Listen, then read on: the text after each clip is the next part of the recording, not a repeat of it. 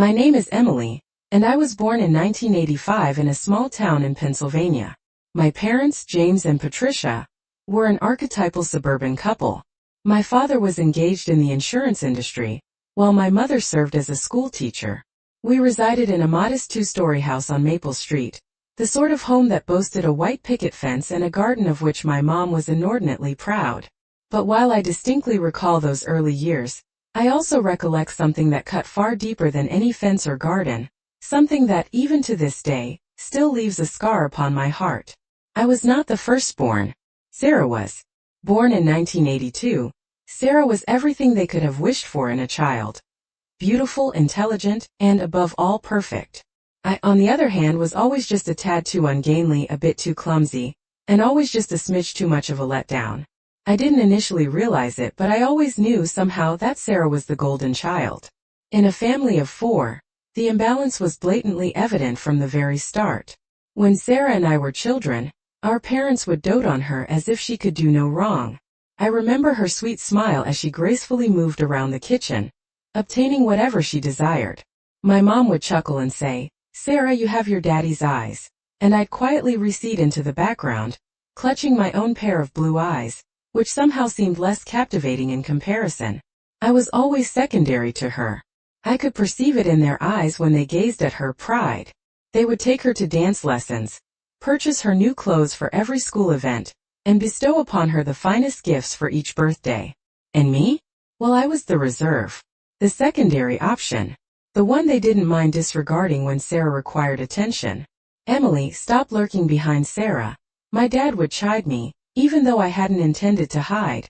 I'd merely be standing there, awaiting for someone to notice me. It wasn't that they were malicious. It was that they were so engrossed in Sarah's world that they failed to realize mine existed. And if they did, they didn't particularly care for it. I began to believe I was invisible, or at least not worthy of the effort to truly love. I often found myself floundering in the quagmire of my own existence. While Sarah was garnering accolades for her musical prowess and attaining straight A's with ease, I was stumbling through school, barely managing to scrape through. I was the girl who dedicated hours to homework only to be rewarded with a B-. Meanwhile, Sarah breezed through every situation effortlessly, with a perpetual smile gracing her face. I vividly remember the day I truly grasped just how much they adored her. It was a Saturday afternoon when I was 14, and Sarah was getting ready for a cheerleading competition. She stood before the mirror, meticulously applying lipstick while my mom handed her a bottle of hairspray. "You look absolutely stunning, honey," my mom beamed, her hand gently brushing Sarah's hair. I, on the other hand, sat cross-legged on the bed, observing them. "Mom, can I get some assistance with my school project?" I queried, my voice scarcely audible. Without even turning her head, my mom replied, "Not now, Emily. Sarah needs me. She has her significant competition, you know." I nodded, forcing a smile that felt as heavy as 1,000 pounds. As Sarah rushed out the door, my mom didn't even spare a backward glance at me. It wasn't an uncommon occurrence. It wasn't even hurtful anymore. It was simply the way things were. That silence was indeed safer than anything else. When I remained quiet, they didn't have to acknowledge how invisible I felt. I witnessed as Sarah thrived in every aspect of her life. Her existence was always filled with opportunities. She attended a renowned college, traveled the world, and by the time I reached my 20s, she had married a successful man named Tom. My parents were, of course, elated, telling everyone how proud they were of their eldest daughter. I conversely struggled to find employment after graduating from college, and ultimately wound up working at a local cafe. It was a life I could scarcely endure, but at least it was a life that seemingly didn't draw their attention. And for a while that sufficed. At least I wasn't consuming too much of their time or focus. I started to believe that perhaps I was simply fated to exist in the shadows. But then, an event occurred that shattered my already brittle world. Something that would transform everything. After graduating from college, matters didn't become any easier.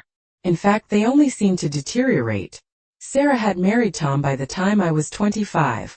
They had this flawless, Pinterest-worthy wedding with hundreds of guests, a 5-tier cake, and a photographer who likely earned more than I did in an entire year. My parents were all grins as they stood beside her in every photograph, as if they were living in some fairy tale. Meanwhile, I was stuck in a tiny apartment, drowning in student loan debt and barely making ends meet with my job at the local cafe. It wasn't that I was resentful of Sarah for her good fortune. It was just difficult to swallow how effortlessly things came to her. It seemed she didn't even have to try. Things just fell into place. I, on the other hand, had spent countless hours filling out job applications, attending interviews, and yet still couldn't secure a break. It wasn't exactly jealousy, well, maybe a bit, but it was more about the injustice of it all. I was sitting in the cafe where I worked, methodically wiping down the counter. Suddenly I saw my mom walk in, a huge smile plastered on her face. She was clutching a stack of papers and seemed overly excited for a Tuesday afternoon. "Guess what, Emily?" she said, nearly skipping up to my side. "We're going to Sarah and Tom's for Thanksgiving this year. They've invited us to their new house." "Wow, that's great," I muttered, attempting to sound enthused, though inwardly my heart plummeted. Thanksgiving at Sarah's house typically signified one thing, more of the same. I'd once again be the invisible sister, having to witness as my parents doted on Sarah and her seemingly impeccable life. "Oh, and you know what?" My mom leaned in closer, her voice dropping to a conspiratorial hush. "Sarah's pregnant. She's going to have a baby." That news hit me like a ton of bricks. I wasn't sure what hurt more, either the fact that Sarah, as usual, was attaining everything I desired, or the way my mom casually disclosed it as if it were of no consequence. There was no congratulatory note, no excitement directed at me in her voice. It was simply, "Sarah's moment, Sarah's news." "That's great, Mom," I forced out, my tone colder than I intended. "I'm happy for her." She didn't even seem to notice the edge in my voice. "Oh, Emily, you'll see. She's been longing for this for so long. And now Tom's finally ready to start a family. It'll be such a beautiful time for them." I nodded, but I felt anything but happy. I just yearned to vanish. I detested feeling like the backdrop of Sarah's life, as if my existence was merely something to be endured. I couldn't even fathom how I ended up here, standing at this counter, cleaning up coffee spills, while she had a husband, a house, and now a baby on the way. I sat on the couch in my cramped apartment, mindlessly scrolling through my phone, attempting to divert my attention from the bitter turmoil churning in my gut. I perused Facebook, and predictably there was a new post from Sarah. It was a picture of her and Tom, beaming with excitement while clutching an ultrasound image. The caption read, "Feeling truly blessed to announce that we're anticipating our first little bundle of joy. Our hearts are overflowing."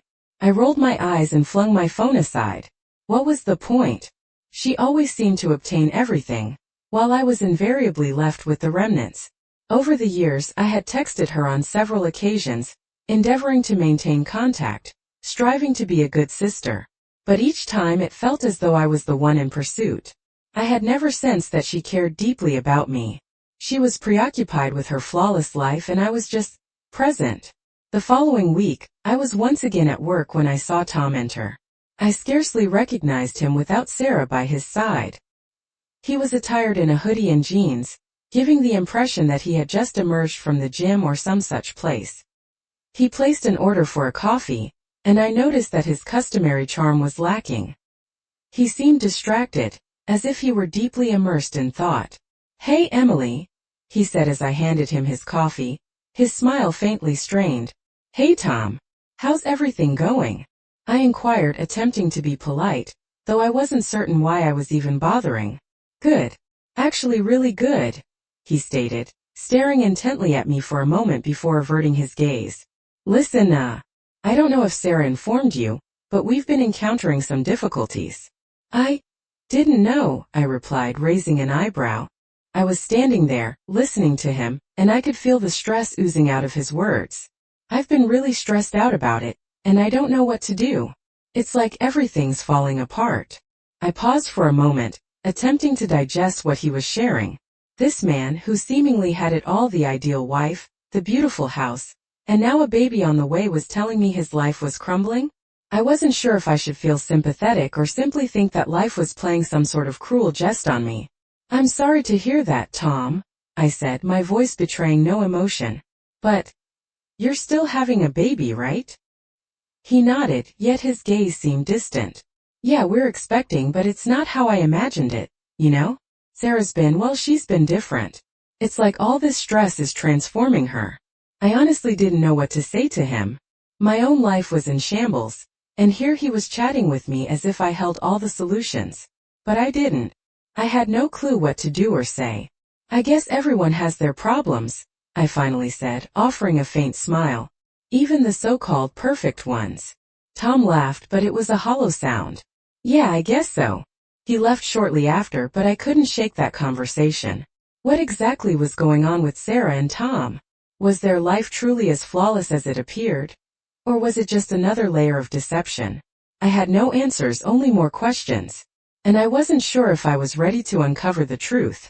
Thanksgiving arrived quicker than I anticipated, and along with it came the familiar sense of dread at having to spend time at Sarah and Tom's house. I knew what was coming: the awkward smiles, the forced pleasantries, and of course, the excessive attention on Sarah and her pregnancy. I had already begun mentally preparing myself for it. But no matter how many times I told myself to be calm and composed, it never became any easier. The day before Thanksgiving, I received a message from Sarah. It was concise as always. Hey, can you bring the pumpkin pie tomorrow? Tom said he doesn't like the store-bought ones. I rolled my eyes and set my phone aside. Classic Sarah. Even when she was pregnant, she couldn't resist making demands. It wasn't a major thing, really, but it was just another reminder of how she always seemed to get what she wanted regardless. I heaved a sigh, grabbed my keys, and headed to the store to obtain the ingredients. It was the least I could do, I supposed. I arrived at Sarah and Tom's house with the pie in hand, feeling rather like an underdog entering a palace. Their house was indeed immaculate. It sported that shiny, flawless appearance that could only stem from wealth and meticulous attention to detail. Each corner seemed curated, every cushion precisely placed. The entire setting felt more like a showroom rather than a genuine home. I was well aware that Tom had inherited a significant sum of money from his family, but seeing it all so blatantly displayed made me feel as if I was peering into a life that would forever elude me. "Emily, you made it!" Sarah exclaimed, enveloping me in a hug that was overly tight and rather uncomfortable. She was positively beaming, even more so than usual, likely due to her pregnancy. There was an air of smugness in her smile, as if she were the queen of this castle and I was merely a humble subject. "Yeah, of course," I replied, forcing a smile as I handed her the pie. "I brought the pumpkin pie as you requested." "Oh great. You know, I've been craving this pie for days. Tom can't abide store-bought ones," she said, almost gushing. "You always make the best desserts." It stung, yet I refrained from showing it. I was the one who had toiled over that pie, yet Sarah acted as if it were just another obligation I owed her. She always had a way of making everything seem effortless for her. I began to wonder if I was the sole person who noticed how draining it was to be in her sphere. After the time I'd spent listening to him rant about Sarah's supposed tribulations, he couldn't even afford me more than a cursory glance.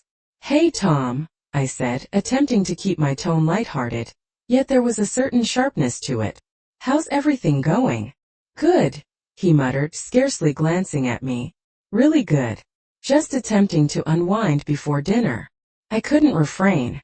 "That's amusing. I thought you had everything sorted out." His eyes flickered up to meet mine, but there was no recognition there. No empathy. None at all. "Look, I didn't mean it like that," I said, realizing I was pushing it a bit too far. But the bitterness was difficult to suppress. "I merely thought things were ideal for the two of you, that's all." Sarah's eyes narrowed at me, a flash of irritation flitting across her face. She always detested when anyone questioned the perfection of her life. She was accustomed to being the center of attention, to being the one people admired, but I wasn't about to grant her that today. "Everything's fine, Emily," Sarah said, her tone sharp. "We're just fine." But her smile was tight and forced. It didn't align with her words. Something was amiss, and I wasn't the only one who could sense it. Tom seemed distant, as if he were trapped in his own thoughts. It was odd, he wasn't his usual carefree self. And Sarah? She wasn't gleaming with the same effortless charm she typically did. The conversation centered around Sarah's pregnancy. My parents couldn't stop gushing over it. "It's such a miracle," my mom kept repeating.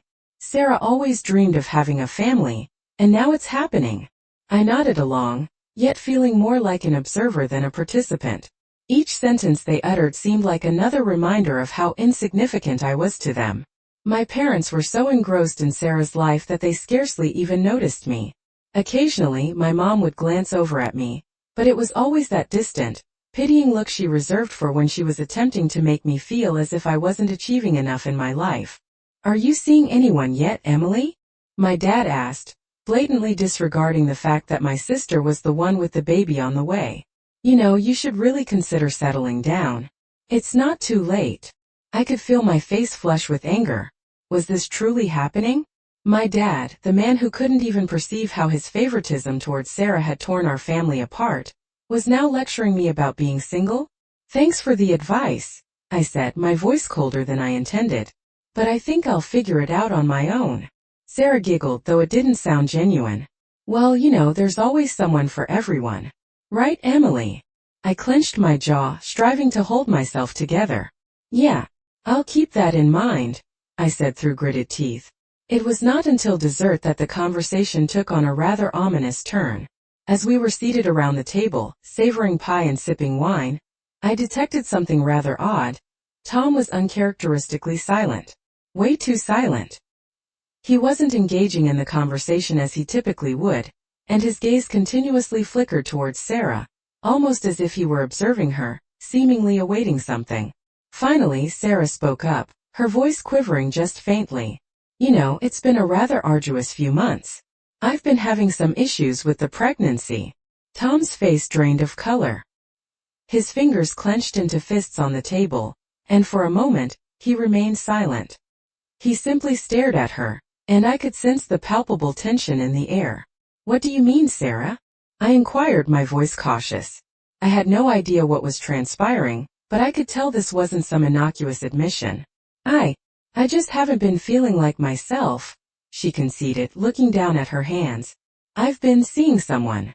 The words felt like a sharp slap to my face. My mind instantly raced to the most dire of conclusions. She was seeing someone else? While pregnant? This wasn't merely a fleeting moment of weakness. This was a full-blown revelation, and it jolted me to the core. Tom appeared as if he'd also been slapped. He abruptly stood up, toppling his chair in the process. "What the hell, Sarah?" he shouted, his voice cracking with emotion. "How long has this been going on?" I sat motionless, observing the altercation unfold before me. The idyllic life, the perfect couple, all that I had envied, was crumbling right before my very eyes. And I was caught in the middle, a witness to it all. The fight between Sarah and Tom was not just an ordinary dispute. It was the tipping point where all the suppressed tensions and resentments I'd held within for years burst forth in an overwhelming torrent. And I had no idea if I could even halt this avalanche. I couldn't stop ruminating over what I had heard. Sarah, pregnant and radiant, sitting there with that impeccable little smile, had been involved with someone else. I simply couldn't fathom it. What sort of person would do such a thing? What kind of mother, pregnant with her first child, would embark on an affair? Then again, Sarah had never truly been the paragon of responsibility. She had always been the golden child, the one who could do no wrong, and I'd spent my entire life striving to measure up to that standard, only to discover now that it was all a facade. After dinner, Tom stormed out, slamming the door behind him, leaving Sarah sitting there in stunned silence. My parents were initially too shocked to speak, their mouths agape as if they'd never witnessed Tom so agitated before. I too was at a loss for words. Everything within me screamed to ask Sarah what on earth she had been thinking, but the words refused to come out. I didn't want to be caught in the crossfire. Not when everything was already so volatile. "Emily, can you?" Sarah began, but her voice tapered off as if she wasn't certain how to continue. I stood up, needing to escape the stifling atmosphere. I could feel her gaze upon me, the weight of it pressing against my back. "I'm going to check on Tom," I said, my tone flat. It wasn't the most gracious exit, but I didn't know how else to handle it. I needed air. I needed space to breathe and process all that was transpiring. The cool night air smacked my face rather forcefully, almost like a stinging slap. The tension within my chest lessened marginally, yet my mind continued to race. I truly had no inkling where to even commence. Tom had departed. That was blatantly obvious. And Sarah? She remained inside, likely endeavoring to figure out how to rectify the mess she had created. But I was more aware than anyone else. There was no simplistic fix for a situation such as this. I had no clue where Tom had gone, but it mattered not. I wasn't about to go back in until I had a moment to ponder. Suddenly my phone buzzed in my pocket. I retrieved it and saw a message from my mom. "Where are you? We need to talk." I groaned inwardly. I didn't require this. Not at present. But I knew my mom well enough to realize that when she desired to talk, she was resolute. She wouldn't desist until she obtained what she wanted. With a resigned sigh, I turned and made my way back inside. The instant I crossed the threshold, I was met with the heavy silence that had descended upon the room. Sarah was sitting on the couch, her hands folded neatly in her lap, presenting a picture of remorse, but her face was still swollen from the tears. She had always been the one to weep when matters took a turn for the worse, and I detested that she used this to manipulate those around her. Even now, she still wielded that same influence over our parents. "Emily, sit down," my mom said, her voice sharp. She wasn't posing a query. She was issuing a directive. I hesitated briefly, then took a seat opposite her. I had no desire to be here. I had no wish to hear whatever speech my mom had prepared regarding family and understanding. I'd heard it all before. "Why didn't you tell me what was going on with Sarah?" my mom began, her eyes narrowing as she gazed at me. "You knew she was struggling, didn't you?" I blinked, taken aback by the question. "What are you talking about?" I asked, my voice rising. "You mean with her affair?" My mom's face fell. "Don't use that word," she said sharply, yet I could discern the hurt in her eyes. She didn't want to believe it. She didn't want to accept that her perfect little girl had done something so human. I was supposed to be there for her. You knew she was unhappy, yet you didn't care, did you? You didn't give a damn that she was lying, as long as she maintained that perfect image. Mom's eyes flickered with something. Was it guilt? But she quickly concealed it. "It's not like that, Emily," she said quietly. "You don't understand. Sarah has endured so much and—" "No," I interrupted, standing up abruptly, the chair scraping along the floor. "I understand completely. You've always prioritized Sarah, and it's never been fair. You've never truly seen me for who I am. You only see what you desire to see." My voice cracked as I spoke, but I no longer cared. I had to get this out. I turned to Sarah, who hadn't uttered a word since I re-entered. She was staring at her lap, her face a blend of guilt and something I couldn't quite identify. "And you," I said, pointing at her, "you don't get to play the victim anymore. You've been lying to everyone, and I'm done pretending I don't notice." Sarah's eyes shot up to meet mine, and for a moment, there was a glimmer of something, anger, resentment, but she swiftly masked it with a weak smile. "You don't understand, Emily," she whispered, her voice quivering. "This isn't just about me. It's about everyone. We're all just attempting to survive, okay?" I stared at her, attempting to find the sister I once knew within her. But all I saw was a stranger, a woman who had spent her life manipulating everyone around her, including me. "No, Sarah. It's not about survival," I said, my tone now cold. "It's about honesty. It's about facing the truth and dealing with it, not running away from it." The room fell silent. No one spoke. No one moved. It was as if time itself had halted. Finally, my mom spoke, her voice scarcely above a whisper. "You're right, Emily. We've made mistakes. We've all made mistakes." And just like that, the facade began to crack. It wasn't going to be a swift fix, I knew that. But perhaps, just perhaps, this was the start of something new. Something where I didn't have to be the invisible one. Something where I could finally be seen. Leaving my parents and my sister behind. Perhaps it wasn't altogether just, yet it was precisely what I required. I was no longer going to be a part of their falsehoods. And for the first time in years, I sensed a shift occurring within me. I didn't yet know the significance of it, but I was eager to discover. The drive home seemed interminable. I couldn't cease replaying the scene in my mind, my parents' countenances, Sarah's tear-filled gaze, and the acerbic words I'd hurled at her. I wasn't prideful of how I'd behaved, yet I didn't rue it either. For years I'd suppressed the bitterness, permitting it to fester within me. Tonight I had ultimately allowed it to spill forth, and it was liberating in a manner that felt almost overly good to be true. But I was cognizant that something as straightforward as voicing my thoughts couldn't render everything better. The road extended before me, desolate and dark. The headlights of my car sliced through the tranquility, yet the silence within my mind was deafening. I had accomplished what I needed to do, but now what? Was that truly the end of it? Or had I merely opened a Pandora's box, one that would perpetually alter the dynamic between me and my family? I pulled into my driveway, parked the car and sat there for a moment. I could hear the hum of the engine, the sound of the air conditioning cooling the vehicle, and yet it felt as though I was holding my breath. The weight of all that I had said to them still pressed upon my chest. I wasn't certain if it was remorse or alleviation, but either way I wasn't ready to go inside. My phone buzzed in my pocket, wrenching me out of my musings. I glanced at the screen and saw a text from Tom. "I'm at the park. Can we talk?" A swift rush of guilt inundated me. I knew what this was about. He was still incensed, and I was the one who had set this turmoil in motion. My heart wrenched, but I promptly banished the feeling. I wasn't going to apologize. Not yet. Not when everything was still so raw. I texted back, "I'll be right there." Tom was sitting on the same bench he had been on earlier, his head in his hands, his shoulders hunched as if the weight of the entire world had been placed upon them. I cautiously approached, uncertain of what to say. However, I couldn't just leave him in such a state. He surely deserved better than this. "Hey," I softly uttered as I sat down next to him on the bench. Tom didn't look at me right away. He simply stared straight ahead, his jaw firmly clenched. I could distinctly see the frustration in his stance, the tension in his every movement. He was a man who seemed not to know how to let go of his ire. I could empathize. "I didn't anticipate you coming," he finally muttered, his voice coarse.